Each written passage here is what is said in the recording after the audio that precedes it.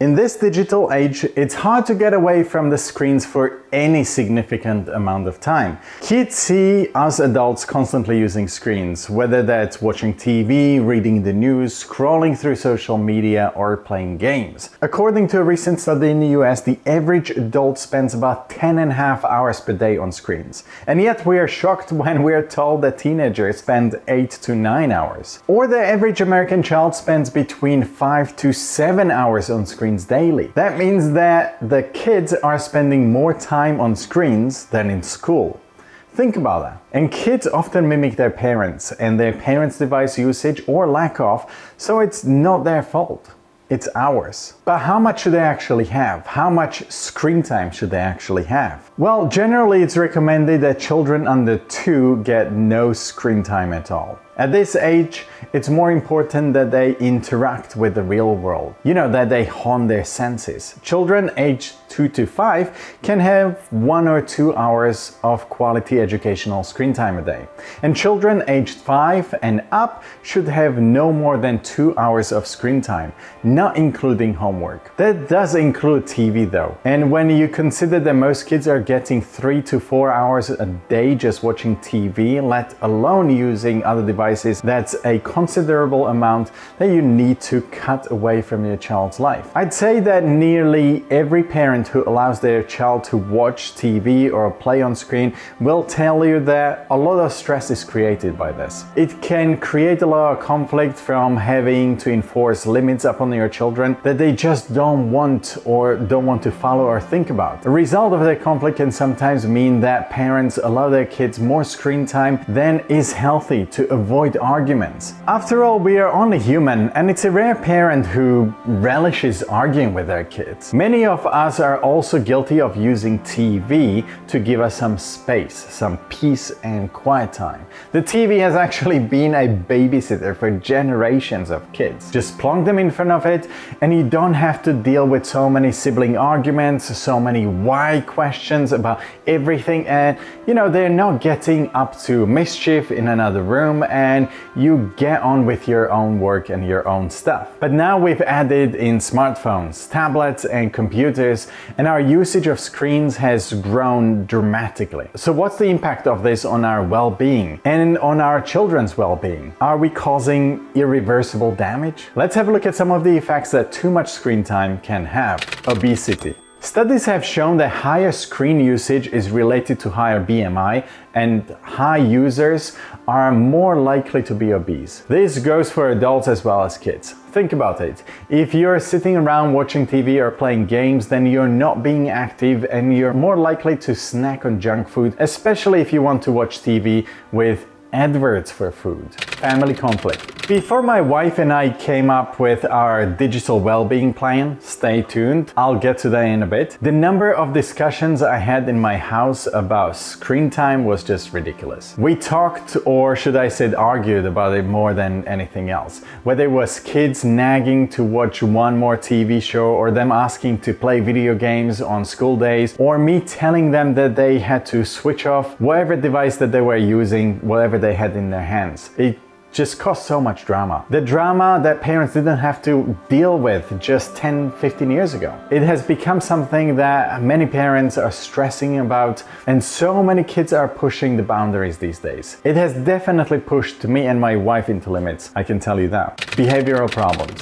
Studies have shown that kids that use screen excess of 7 hours a day are more likely to display poor emotional regulation, like having more tantrum or getting upset, having more arguments, and being difficult to get along with, which results in more difficulty in making friends. Another study showed that kids were more likely to behave impulsively and make poor decisions, as well as have attention problems. The instant gratification that kids get from being on a smartphone or tablet stops them from being able to interact in a calm, patient manner in the real world. This is crucial when it comes to building relationships with other people because everything takes time. If they don't learn to wait, to listen, to communicate with and make sense of other people and respond in an appropriate manner, then we are setting them up for failure later down the line in their life and in their personal relationships. We all know that relationships take patience. Everything takes time. It's not just about swiping and quick instant gratification and validation.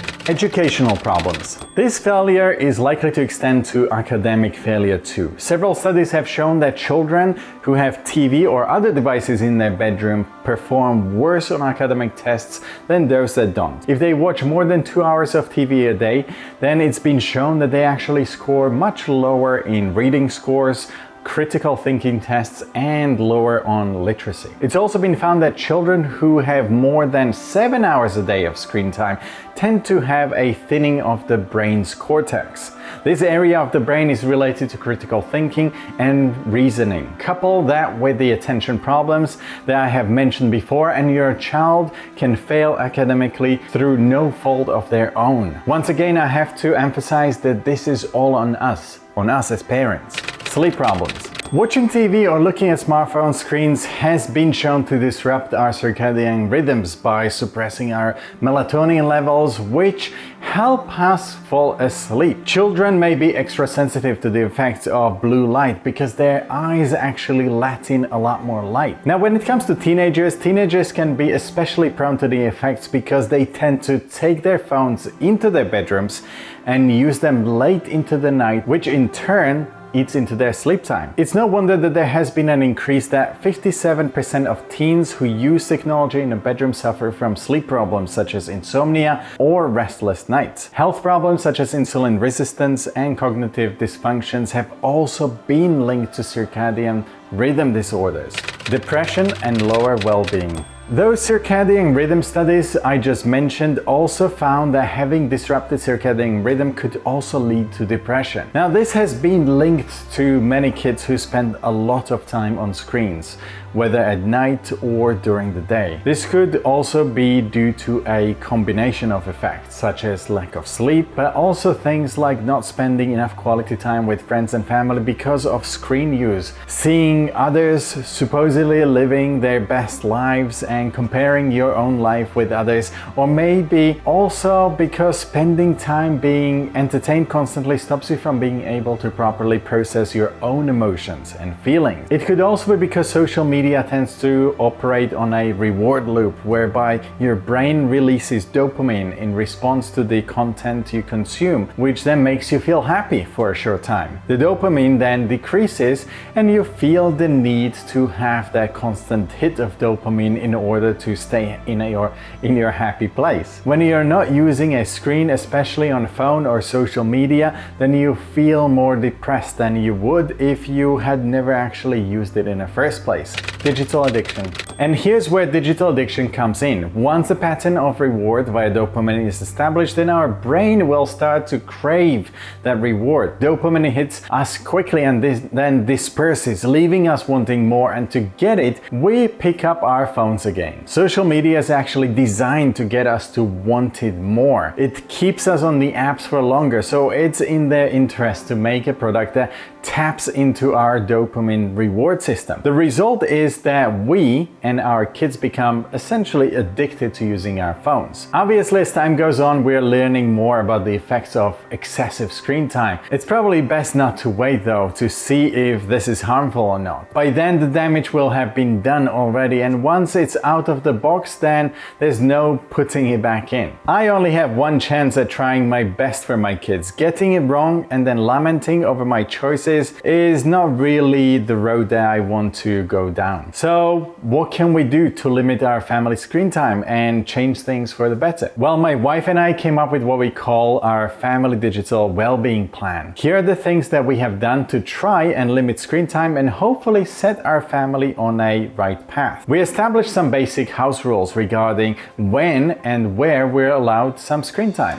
This includes things like no screens at dinner table for everyone, not just kids. No sitting in front of TV, no no TVs allowed in the bedrooms, no screens are allowed at bedtime, no screen time at least 30 minutes before bed, preferably 1 hour though. And no screens during family time. No screens when we are out, whether it's to have dinner or just to meet with friends. We then decided to talk to our kids about the rules before we implemented them. If your kids are old enough to understand, then I think communicating with them is a much better way to get them on board rather than just laying down the law and expecting blind obedience. Sure, they complained about it and still saw it as unfair for a time, but it gave us a chance to show them that it wasn't about us being mean and taking away their screens, it was for their benefit. We decided on the amount that we would allow our kids to have. In our case, it was 2 hours a day, maximum. This included TV or gaming. It doesn't include homework or reading. For teenagers, I'm guessing it may be harder to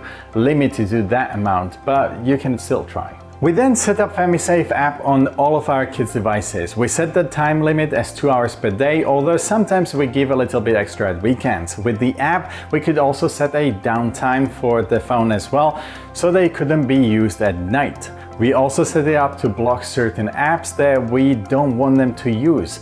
And we set up the explicit content filter so that we didn't really have to worry about the kind of content that they had access to. I can't recommend doing this enough because instead of having to tell our kids to turn the devices off or threatening them to take the devices away, they have the limit there and it does the work for me. Stress eliminated.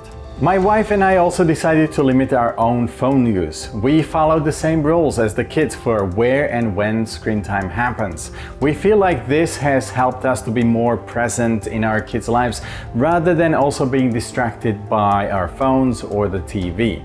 We have limited the kind of content we have access to so that we don't have to keep going down a TikTok rabbit hole or endlessly scrolling through Instagram or Pinterest when we could be spending that time with kids.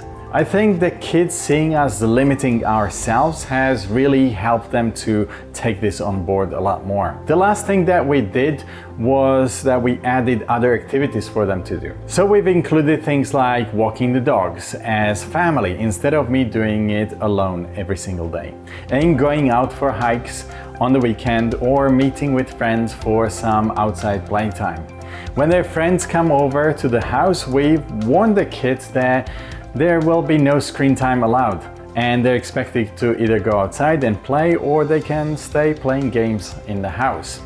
So I feel that by setting some basic ground rules early on and importantly sticking to them, we can ensure that our kids get a fair chance at reaching their potential, whatever that means for them. Learning to self-moderate as they get older and understanding the inherent dangers of the online world will hopefully help them to make good choices for themselves in the future. I really hope that this video has helped you make some decisions in regard to your own kids' screen time. Let me know in the comments what you do or don't in your own family. If you have some other recommendations, write them down too. I'll drop some links into the descriptions for the FamiSafe app, but you can also head over to the website and check it out there. It'll save you a lot of headaches. And don't forget to subscribe for more useful parenting advice. Hit that like button for me if you liked that video, recommend it to others, and don't forget to press the bell button. Otherwise, YouTube is just not going to notify you of our future content.